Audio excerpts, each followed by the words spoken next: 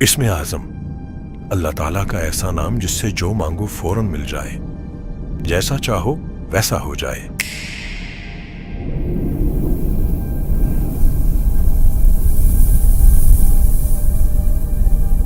میں سوچتا تھا کہ جب مجھے اسم اعظم ملے گا تو میں اپنے لیے ایک بڑا محل بناؤں گا، ایسا محل جو نہ کبھی کسی انسان نے دیکھا ہو، نہ کسی جن نے۔ دنیا بھر کے خزانے اس محل میں موجود ہیں اور میں نے وہ بنا بھی لیا، لیکن بعد میں ایک بات سمجھ آئی کہ اسم اعظم میں تو اس سے بھی بڑا خزانہ ہے۔ مجھے وقت میں سفر کرنے پر اختیار حاصل ہے۔ میں نے ہر نبی کے دور میں جا کر ان سے ملاقات کی اور ان سے کائنات کے انوکھے راز جانے۔ حضرت آدم علیہ السلام سے پہلے کی دنیا دیکھی۔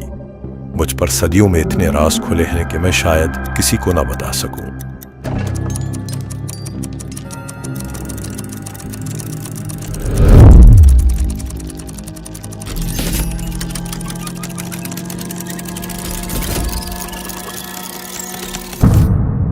لیکن اب میری عمر بہت زیادہ ہو گئی ہے۔ یا اللہ، میں چاہتا ہوں کہ یہ اسم اعظم اور وہ راز میں کسی بڑے ظرف والے شخص کو دے دوں جو اس امانت کو سنبھال کر رکھے۔ یا اللہ، مجھے دکھائیں کہ یہ راز میں کس کو دوں۔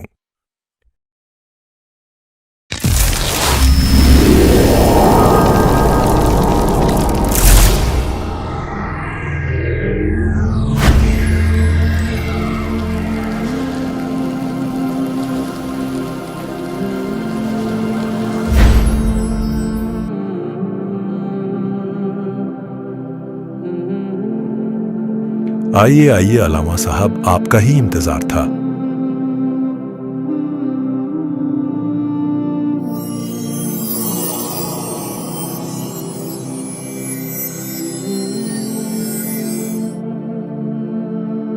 یہ کیسا نور ہے؟ تسلی رکھے، میں آپ کو سب کچھ بتاؤں گا۔ میرے پاس آپ کے لیے بہت امانتیں ہیں۔ سب سے بڑا جو تحفہ ہے وہ اسم اعظم ہے۔ وہ اسم اعظم مجھے ایک صحابی جن سے ملا تھا۔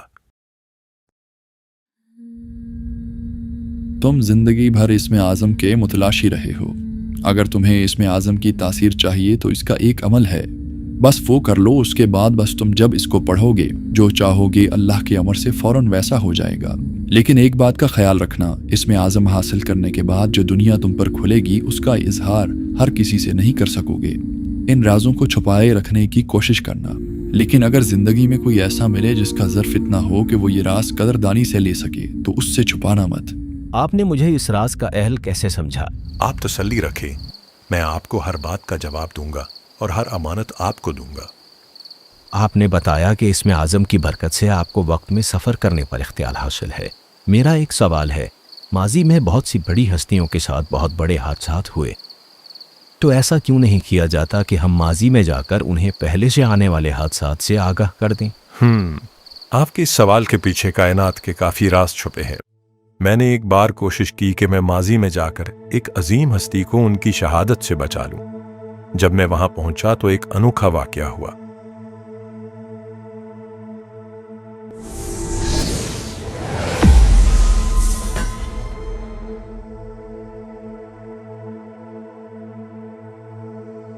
کائنات کے نظام میں خلل ڈالنے کی کوشش نہ کرو، ورنہ تم سے یہ نعمت چھین لی جائے گی۔ واپس چلے جاؤ۔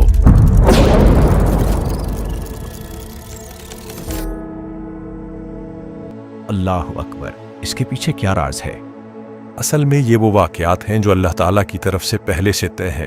اللہ تعالیٰ کی منشا یہی ہے کہ انہیں ایسے ہی ہونا ہے، اور اپنے آپ کو اللہ تعالیٰ کی منشا پر راضی کر لینا ہی بہترین عمل ہے۔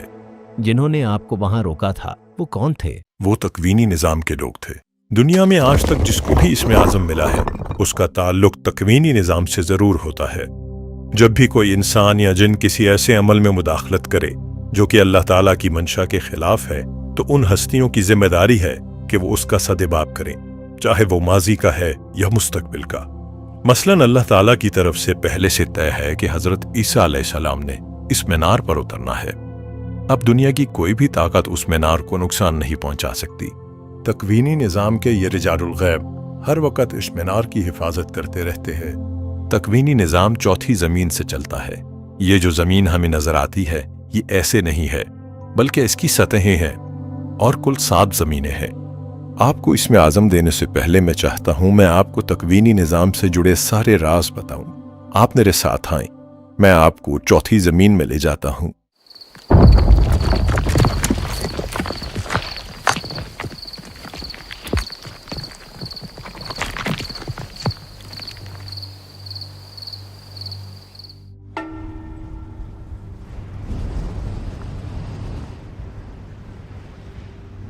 हर जमीन का अपना एक निजाम है, अपना आसमान है।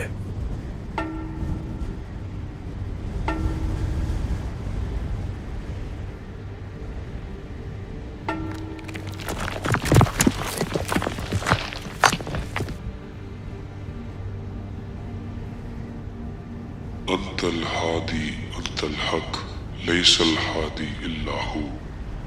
ये सामने जो आपको नजर आ रहे हैं ये औताद है, हादी चारों सिमतों के औताद। हर सिमत का एक वदद है। अल्लाह के अमर से इन्हें निज़ाम आलम के बहुत से अमूर को चलाने की इजाज़त है। अंतल हादी अंतल हक लैसल हादी इल्ला हू। मैंने इनका तस्करा पहले भी कहीं पढ़ा है। इनके नाम का एक तावीज़ है, जो बंदा अपनी कोई हाजत इस तावीज़ के नीचे लिखकर दरख्त से लटका दे तो वो हाजत पूरी हो जाती है। आप यकीनन इस तावीज़ की बात कर रहे होंगे। जी बिल्कुल। ये सामने क्या है? आइए मैं आपको बताता हूं। ये जो सामने आपको नजर आ रहे हैं ये वो हस्तियां हैं जिनके जिम्मे इन चीजों का फैसला करना है कि किसको कितना रिस्क मिलना है, किसको औलाद मिलनी है या किसकी जिंदगी में खुशहाली आनी है। जैसा ये किसी के लिए लिख देते हैं अल्लाह के अमर से वैसा हो जाता है। इस सारे तकवीनी निज़ाम में 40 हस्तियां या अब्दाल मौजूद होते हैं। बहुत से वज़ाइफ की तादाद 40 इन्हीं की निस्बत से रखी गई है। मैंने एक बार एक महफिल में अनोखा मंजर देखा।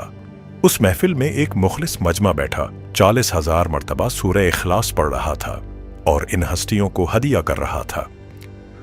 और ये हस्तियां उस महफिल में शामिल थीं, और जो भी उस महफिल में जो हाजत लेकर बैठा था ये हस्तियां उनकी हाजतों पर कबूलियत के फैसले लिख रहे थे। सूरह इखलास का 40,000 का अमल भी इन्हीं की निस्बत से 40,000 मरतबा पढ़ा जाता है।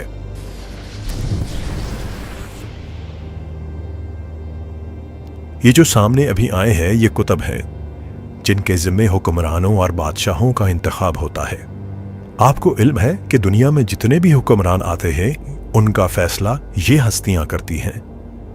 जितने साल जिस हुक्मरान ने हुकूमत करना है वो यही से फैसला होता है। जिस हुक्मरान के लिए ये हस्तियां जितना साल तय करती हैं उससे पहले दुनिया की कोई ताकत नहीं हटा सकती, और जब ये किसी को हटाने का फैसला कर लेते हैं तो कोई ताकत उसकी हुक्मरानी बरकरार नहीं रख सकती। और ये सब जिम्मेदारियां इन्हें अल्लाह ही के अमर से मिली हैं। इनका कोई अमल अल्लाह ताला की मंशा के खिलाफ नहीं होता और ना हो सकता है। अल्लाह अकबर। आपने फरमाया कि इनका इंतखाब हर दौर के नेक इंसानों या जिन्नात में से किया जाता है। इनके इंतकाल के वक्त क्या मामला होता है? इसके पीछे भी एक अनोखा निज़ाम है। इसमें आज़म की बरकत से कई सदियां पहले मेरी एक इंसान से दोस्ती हुई। वो कोई आम इंसान नहीं थे बल्कि तकवीनी निज़ाम में मक्का के अमीर थे। बाबा मुझे बताएं अभी अगला बादशाह कौन होगा? एक तो तुम सवाल बहुत करते हो। बताएं ना बाबा। चलो मैं आपको 40 मरतबा सूरह बकरा हदिया करता हूँ। ये तुम्हारी आदत ना, बस इसी वजह से तुम जीत जाते हो। बस मैं इतना बताऊंगा, अभी जो बादशाह है इसकी बादशाहत का सिर्फ 1 महीना बाकी है। इससे ज़्यादा कुछ नहीं बताऊंगा तुम्हें। अच्छा मेरा एक और सवाल है, इसका जवाब दे दें फिर मेरी आज की छुट्टी। मैं ये सोच रहा था कि जो तकवीनी निज़ाम के लोग होते हैं इनकी जिम्मेदारी कब ख़त्म होती है? चलो आओ मैं तुम्हें बताता हूँ। मैंने उनके साथ चलना शुरू कर दिया। काफी देर तक हम चलते रहे। चलते चलते ऐसे मनाजिर आ गए जो मुझे मक्का के नहीं लग रहे थे। हम काफी देर ऐसे चलते रहे। मैंने फिर उनसे पूछा, हम कितना दूर आ गए हैं? हम मक्का से 1900 मील दूर आ गए हैं। काफी देर चलते चलते हम एक खूबसूरत वादी में पहुंच गए। वो वादी ऐसी थी जैसे दुनिया पर जन्नत का टुकड़ा।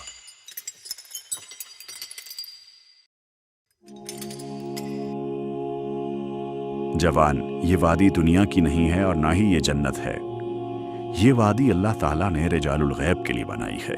जब अहले तकवीन रिजालुल गैब या अब्दाल में से किसी का आखिरी वक्त करीब होता है तो उसे कुछ दिन पहले उसकी खबर हो जाती है। वो इस जगह आ जाता है और ख़ुद को अल्लाह के हवाले कर देता है। मेरा वक्त आ गया है, मैं अब इस दुनिया से जा रहा हूँ। अल्लाह ने मेरा बदल पहले से बना दिया है। मैं 3 बातें तुम्हें कहता हूँ, इनके गवाह रहना। मैं अल्लाह ताला की तौहीद का कायल हूँ। हज़रत मोहम्मद सल्लल्लाहु अलैहि वसल्लम को आखिरी नबी मानता हूँ। दीन के सारे अहदो पैमा किए जो दीन के लिए ज़रूरी हैं।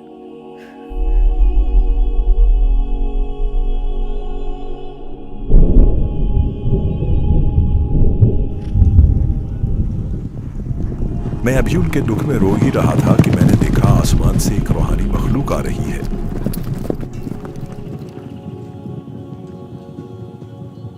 मुबारक है वो शख्स जिसने अल्लाह की अमानत को संभाला और अल्लाह की अमानत की हिफाजत की और अल्लाह की अमानत का साथ दिया। आपने इन्हें आखिरी मर्तबा देखना है तो देख लें, हम इन्हें अपने साथ ले जाएंगे।